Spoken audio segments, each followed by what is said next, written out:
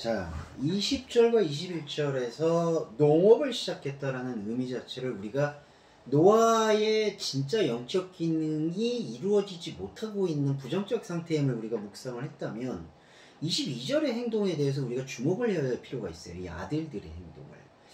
자, 여러분, 이 아들들을 어떻게 생각을 하셔야 되는 게 바람직하냐?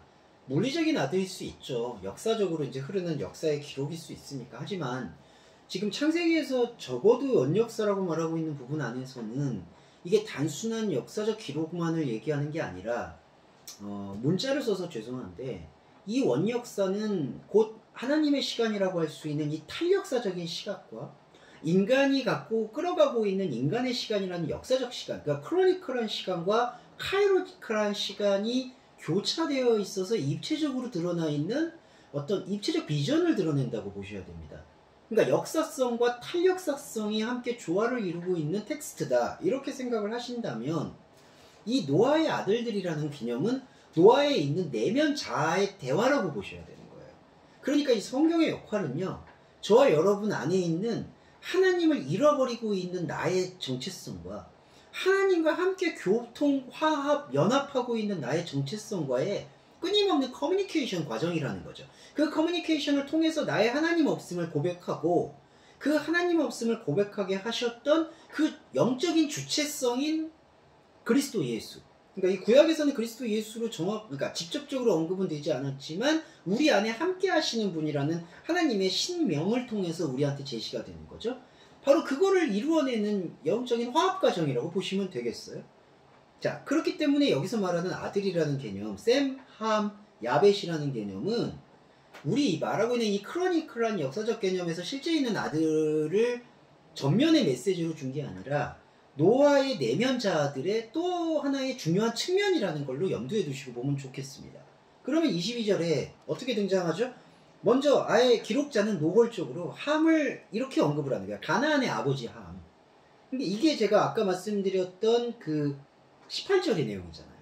그러니까 낮춰진다. 그러니까 하나님의 이게 액션이에요. 하나님의 소통 의지를 보실 수가 있습니다. 가나안의 아버지 함이 아버지의 하체를 보고 밖으로 나가서 두 형제한테 말을 해요. 이게 이제 그 나가드인데 말하다. 자, 두 형제한테 말하다라고 했을 때 이 말한다라는 이 나가드라는 요 단어에서 이 사역동사인데 이게 되게 담대한 거예요. 그러니까 아버지의 상태를 객관적으로 표현을 했다라는 거예요. 자, 우리가 통상 얘기할 때 내면자라고 얘기한다면은 다 나의 일부분으로 생각하기 때문에 이게 주관성과 객관성이 다 뒤섞여 있습니다. 이제 그러다 보니까 우리가 성경을 해석을 하거나 적용을 할 때에도 이제 이른바 자의적 해석이라고 많이 얘기들 하죠. 그러니까 이게 주관성인 건지 객관성인 건지 이런 것들을 조금은 흐릿하게 보거나 모호하게 보거나 아니면 무지하게 보거나 하는 경우가 있어요. 그런데 지금 이 가나안의 아버지라는 함, 이 함이라는 이 인간의 동기부여의 뜨거움의 차원은 노아가 가지고 있는 이 실존적인 상태, 그 땅에 하늘을 잃어버린 땅에 집착해서 포도나무로 인해서 취해버린 그 상태, 내가 무슨 말을 하는지 모르는 상태에 대해서 아주 객관적으로 나를 진단했다는 거예요. 이게 나가드, 고했다라는 단어의 의미로 추론을 해볼 수가 있는 거예요. 사역동사를 사용했거든요. 그러니까 사역동사를 여기서 사용했다는 것은 두 아들한테, 두 형제 역시 셈, 야벳도 함과 똑같은 내면자겠죠. 동일하게 이 노아의 상태가 하나님과 연합되지 못한 상태였다라는 사실을 딱 분명하게 타자화시켰다는 겁니다. 타자화시켰다라는 게 아까 말씀드렸던 객관적으로 얘기를 했다.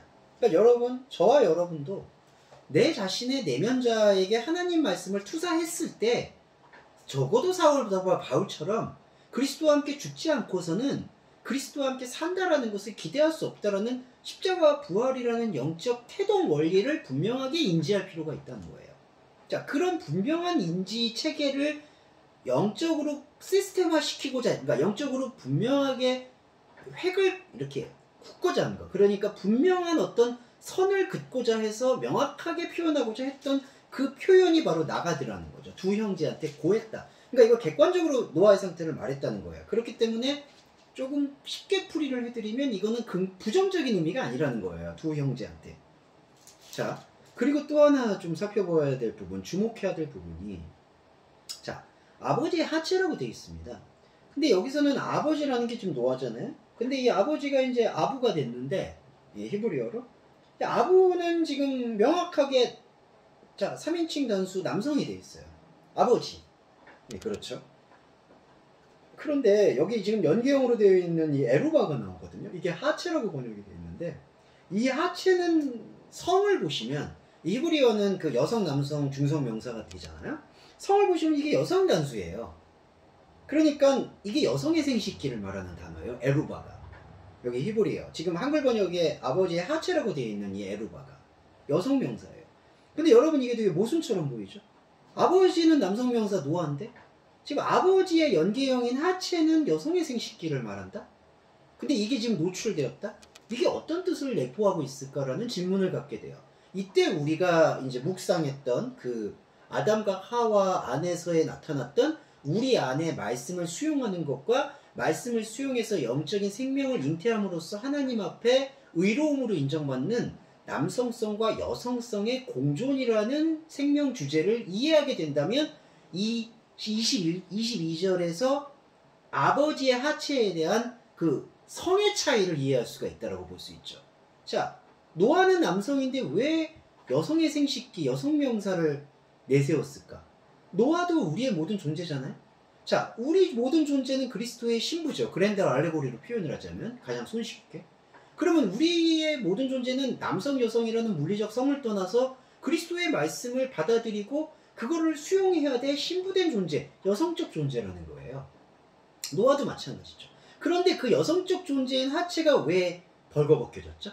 그게 아까 말씀드렸듯이 그 수용해야 될 하나님의 말씀을 수용해야 될 여성성이 하나님의 말씀을 수용하지 않고 자기가 원하고 자기가 그리워하는 우상적인 디자인, 그러니까 그게 땅에 집착한, 하늘을 잃어버린 땅에 집착한 자기 고정된 디자인들이 아까 20절과 21절에 포도주를 마시고 취했다라는 그 텍스트의 현실이잖아요. 그 현실을 나타내고 있는 게 아버지의 생식기가 지금 노출된 채로 있다는 거예요. 그러니까 노아는 정리해보면 노아와 마찬가지로 우리 모두는 말씀을 받아들여야 될 여성의 수용체가 있어요.